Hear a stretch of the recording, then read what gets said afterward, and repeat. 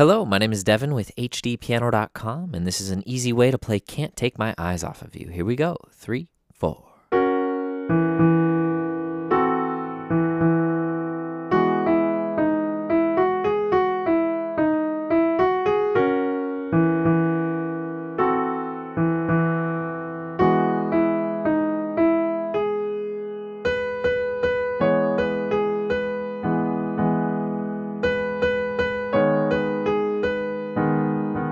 And I'm going to stop there.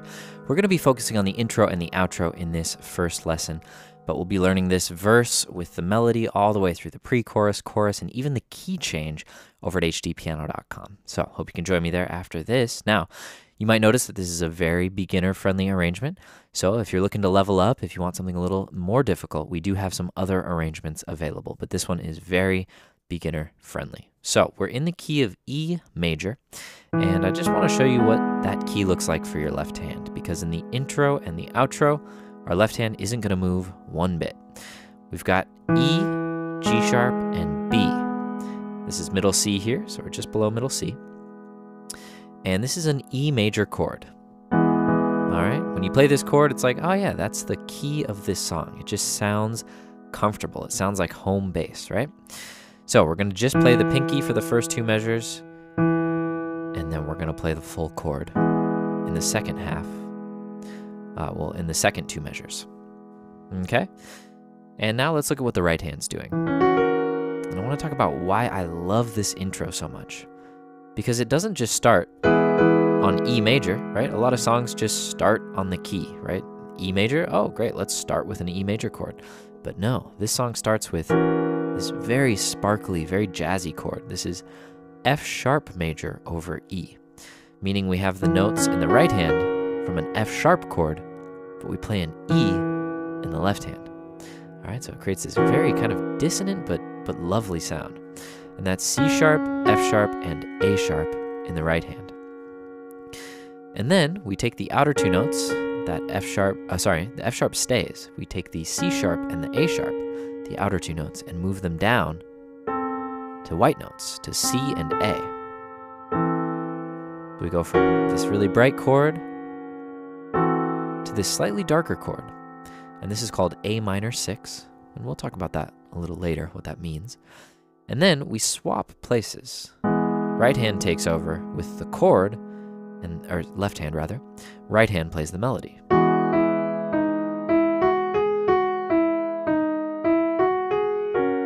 All right, that's the instrumental melody. We hear it in the horns in the intro. Okay, so what I want you to just try before we really add any rhythm is playing the right hand chord first, the 3 black notes, followed by E in the left. Change your right hand chord again. All right, it's the darker version, the A minor 6, followed by a left hand note. And then see if you can just land with all hands together, or all fingers together rather. E, G sharp, B in the left, F sharp in the right. So we'll see that pattern again. We go right, left,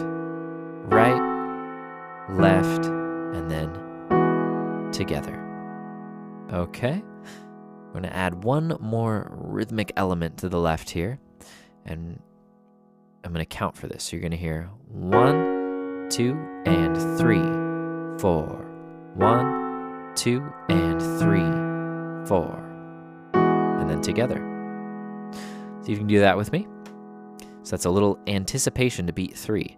And we're just playing that E in the left hand twice. So 1, 2, E, E.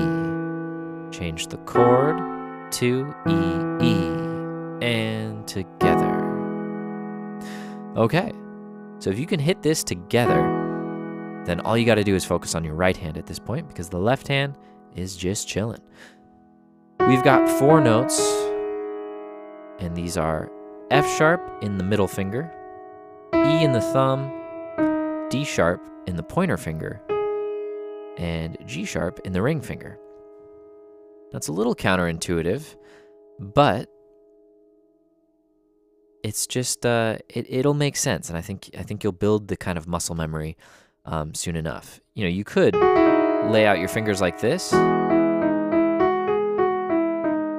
that way they're moving chronologically. but this would be kind of an unnatural way to play it. Now, if you struggle with the way that I'm about to show you, then you could revert back to this, but this is a little bit more natural, and it teaches you about the crossover. And that's what this is called, where the pointer finger crosses over the thumb to get a note below. So anyways, we start with our third finger on F sharp, and we're just holding this chord in the left hand. You forget about it for now if you want.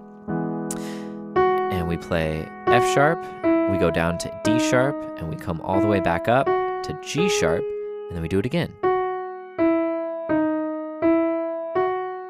All right, so the same 4-note pattern. I guess it's 1, 2, 3, 4, 5, 6. 6 notes with 4 unique notes, and then we do it again. And then we're just going to repeat the intro. And then again, we're landing together. Okay, so we've got kind of our bearings, right? We know our left hand isn't moving, just E, G sharp, and B. That's all we need to worry about. And the right hand starts off with these nice chords, and then it goes to just the melody on these 4 notes. All right, so hopefully you can practice moving positions from one chord to the next, and then just see if you can get your hand set in this chunk.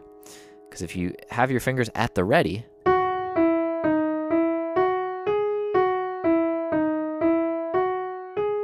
I can go even slower.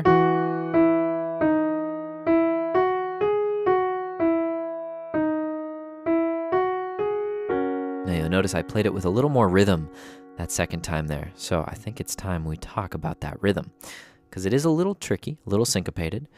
Right, first 2 measures are very easy. 1, 2, and 3, 4. 1, 2, and 3, 4. And then 1, and 2, and 3, and 4, and 1, and 2, and 3, and 4, and again. 2, and 3, 4. 1, 2, and 3, 4.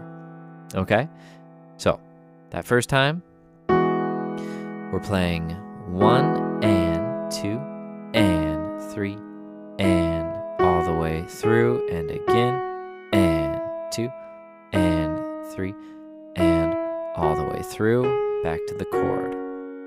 Okay, so that's what we call syncopation, when we kind of mix together downbeats and upbeats. Downbeats are 1, 2, 3, and 4, and upbeats are the little beats in between. So these are 8th notes.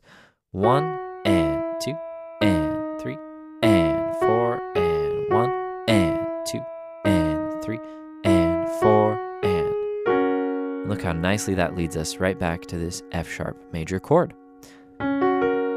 That's why we have the third finger here on F sharp, because it just walks us right in this chord.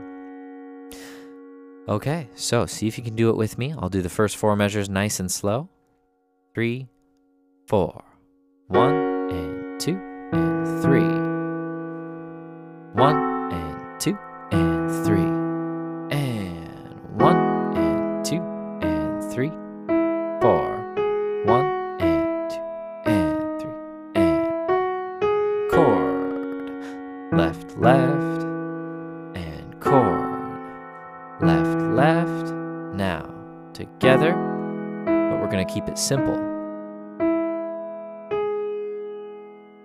Now, I did simplify this just because it allows us to kind of chill out for a second before we move into the melody. But if you want to know what it really is on the recording, it's all upbeats except for the first one. 1, and 2, and 3, and 4, and 1, and 2. So you could do that as well. But the simplest way, if you're really trying to just keep it easy and make it easy for yourself, downbeat, downbeat, downbeat, downbeat, downbeat. Now you notice I'm using slightly different fingers for this one. Starting with the second, you could start with your third if you'd like as well. Thumb, pointer, thumb. But this is important here. Pointer on G sharp. And what that's doing is helping us shift up so that our third finger can be ready to play the melody. Okay, so let's see if we can get through that whole intro. And the good news is the whole intro is recycled verbatim for the outro. So 3, 4, 1, 2, 3, 4, 2, 3, 4.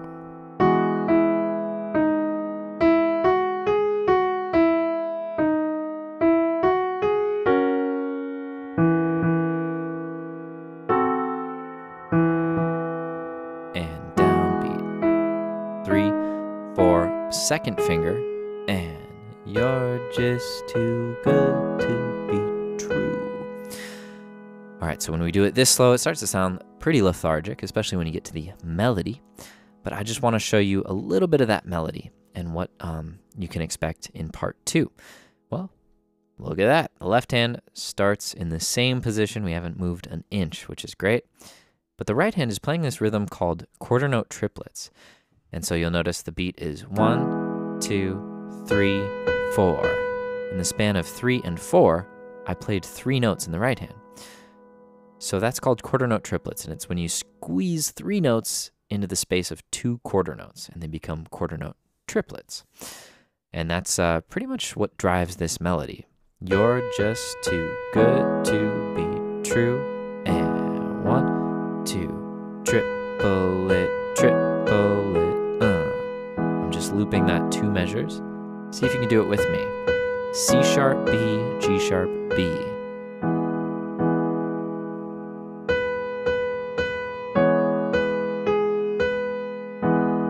I'm gonna count it out loud. B, B, B. 1, 2, 3, 4. 1, 2. Triple it. 1. Whoops. Triple it. 1, 2, 3, 4. 1, 2. Triple it. 1, 2, 3, 4. 1. Okay, if you can play that along with me, then I'd say you're more or less ready to move on to part 2, where we're going to learn that whole verse melody. And there's some really beautiful harmony in the left hand that we're going to learn as well. Okay, so I'll see you over at part 2. All right, great job making it this far. If you're already at HDpiano.com, go ahead and click on part 2 to continue learning. And if you're not, head on over and you can get started learning the rest of this song. In the meantime, please send us your song ideas at requests.hdpiano.com. Follow us on social media so you can stay in the know about our upcoming lessons. And if you're on YouTube, drop us a comment below, like, subscribe. We love hearing from you guys. My name's Devin with HDpiano.com. We'll see you soon.